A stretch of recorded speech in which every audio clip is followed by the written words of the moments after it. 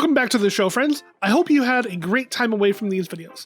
I know I've enjoyed my little bit of time off, and while I was away having a bit of time off, my mind was still thinking about these videos. It was while watching some of my old videos at the start of the month that I saw how much I've grown in my presentation, and I'm happy about my growth. But it was while watching a clip compilation of funny Top Gear moments that I realized there was one thing that was missing from these reviews. I want to have a grading system. I want to find a way to say, okay, here are the best and here are the worst games. I love the Top Gear way of giving up a giant list of cars and which ones were the fastest around the track. But I can't qualify these games like that. Game enjoyment isn't a number thing. It's a feeling. So the best way I could tell you what is the best and what's the worst would be an automated sorter where I would say, is game A better through games B through Z? And then again, is B better than C through Z? And so forth, testing every combination of two games out there. That would be a big ask for having 26 different things, like in the example of the full alphabet. But when you have over 1,700 games, that's going to be quite the undertaking. So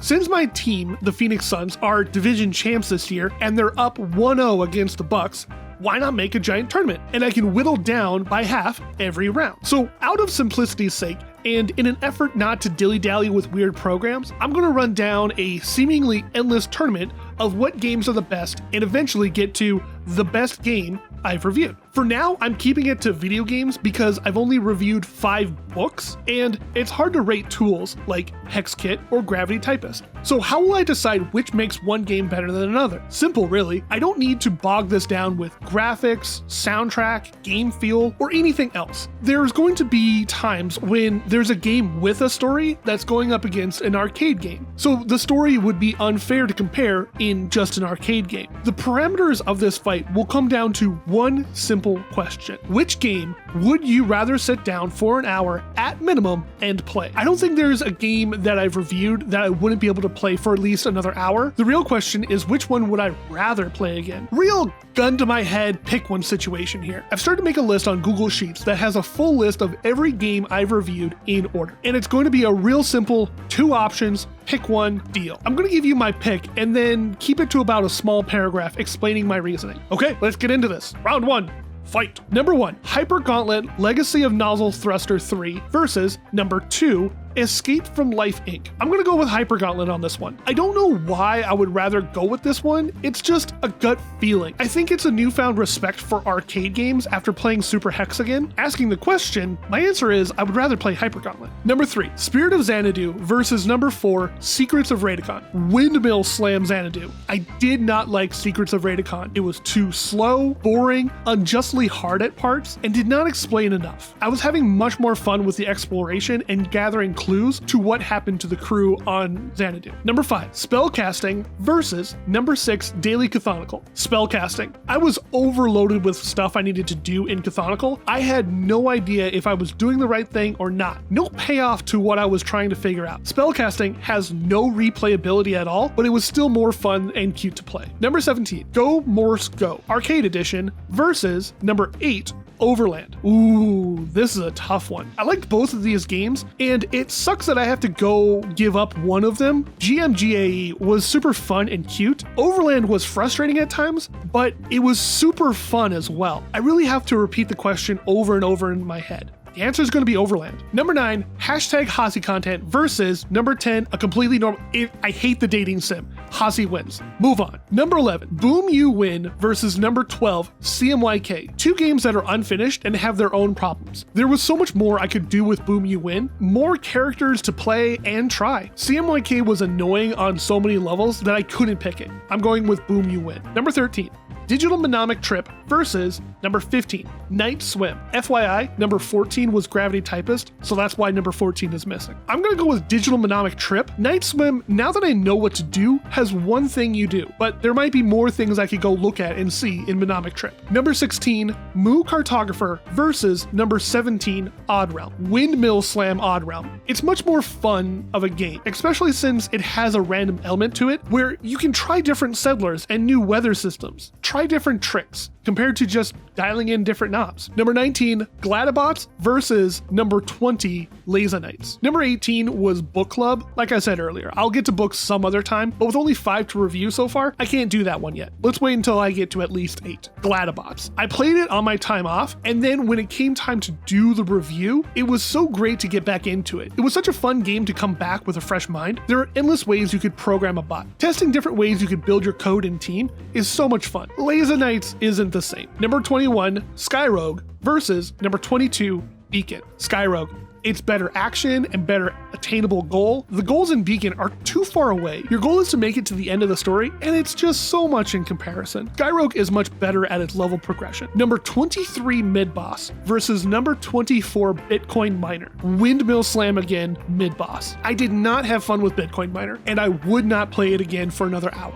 Number 25, Trash Wars versus number 26, Moonbase. Moonbase, Trash was way too simple and it didn't have enough to keep me wanting to come back. Number 27, Throw Cubes into Brick Towers to collapse them versus number 28, Airships Conquer the Skies. It's not that I didn't like Throw Cubes, but it's just a one-trick pony. There's a lot more to do in Airships. Number 29, Love versus number 30, Switch and Shoot. I went back and forth on these two for a hot second. I re-asked the question in my head so many times. It came down to me just going with Switch and Shoot. It's amazing how I went from hating this game on mobile to actually getting a win over another game in my opinion. Number 31, A Short Hike versus number 32, Super Hexagon. As great as A Short Hike was as an experience, asking the question again, what game I would rather play, I would answer Super Hexagon. And last pair on this list so far in this round is number 33, A Normal Lost Phone versus number 34, Lena's Inception. Lena's Inception is more engaging of a game, and I feel I could have more fun with it if I went back for another round. There were 2 more reviews I did after this, number 35 and 36, Minute and Hexkit. But seeing as though Hexkit isn't a game, I'm going to add in a list of tools and programs to rate for another time. Minute will need to have to wait till the next video game where I can have more games on this first round of the tournament to pin against it. Round 2, fight. Number 1, Hyper Gauntlet versus number 3, Spirit of Xanadu. As much as I like the arcade and fast-paced gameplay that let me try to best myself, the story and gameplay of Xanadu is what draws me back to keep playing again. Number 5, Spellcasting versus number 8, Overlord.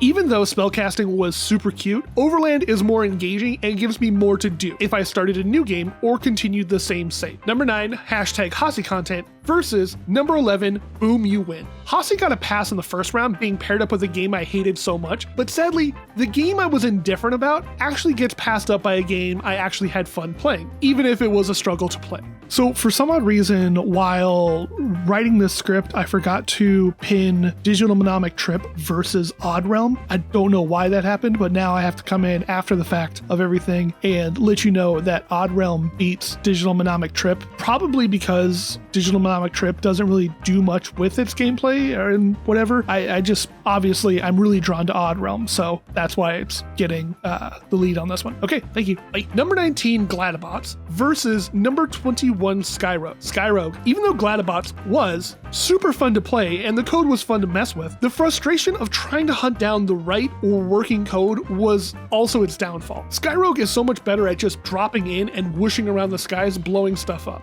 Number 23, Mid-Boss versus number 26, Moonbase. Again, another time where I was trying my hardest to pick one. Moonbase is a great game to try your best at, building bases and hunting down the artifacts, but it's not as action-packed as Mid-Boss. So even though I would love to play either of these games again, I would rather play Mid-Boss again. Number 28, Airships versus number 30, Switch and Shoot. Airships. Switch and Shoot, even though I overcame my displeasure with its control on another platform, it doesn't offer as much in gameplay as Airships could. Number 32, Super Hexagon versus number 34, Lena's Inception. Super Hexagon pushes me and makes me want to play more in short, sweet rounds. But Lena, I could try the same thing in one of the special rounds if I didn't want a regular story experience. There's only so far that trying to beat your high score can get you. All right, round 3, fight. Number 3, Spirit of Xanadu versus number 8, Overland. Overland makes me want to fight harder to get to the West Coast. Xanadu is still great, but the weird cult thing that's going on doesn't pull me like the challenge in Overland. Number 11, Boom You Win versus number 17, Odd Realm. A game that still gets a windmill slam response in round 3. Odd Realm is the winner. Funny that these two games are still in development, but yet Odd Realm is a better time, even if the game starts to get bogged down mid-game. Number 21 Skyrogue versus number 23 Mid-Boss. Skyrogue, I'm sorry, but it's going to be hard to beat that Top Gun feel. Number 28 Airships versus number 34 Lena's Inception. Ugh, this is so hard. Okay, just pick one. Gun to your head right now. If you had to play a game, which one? Lena. I'd have to go with Lena again. Feels like I'm talking about a girl I'm dating. Yes, I would always choose Lena. She's my everything. Round 4, fight. Number 8 Overland versus number 17 Odd Realm. Overland gets it because Odd Realm has a ton of start game setup. Number 21 Skyrogue versus number 34 Lena's Inception. Skyrogue. Highway to the danger zone. Round 5, fight. Number 8 Overland versus number 21 Skyrogue. Skyrogue, I've got the need for speed. And that's it. That's all the games I reviewed so far. You might have noticed that I've got a couple of slots on the last page that could be filled, and they for sure will be. I think I'm going to start making this a tradition of the first video of the month. I'm going to add them to the tournament and see where they lay. For now, let me know if you agree with my opinions. Was there an outcome that you weren't expecting? Let me know in the comments. In the meantime, I'm gonna go get ready for the next Suns game, about to crush the Bucks. You all do the YouTube dance. Like, sub, bell, share, and let me know what you think. And as always, friends, keep digging, and we'll make it out sometime. See you in the next one.